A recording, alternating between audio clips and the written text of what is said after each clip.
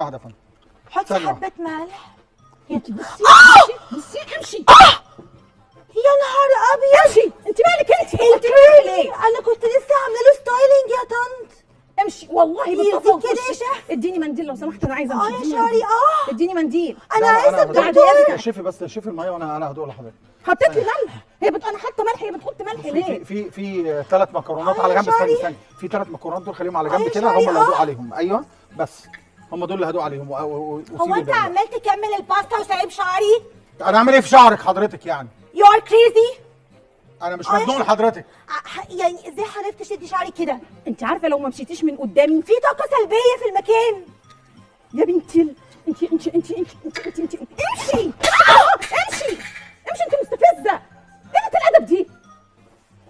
اهو. لا لا لا لا يا استاذه، أنت البوتاجاز كده عارفة؟ يفرقع. طب إيه بعد ده؟ إذنك، أنا معلش، عايزة بعد أمشي. إذنك.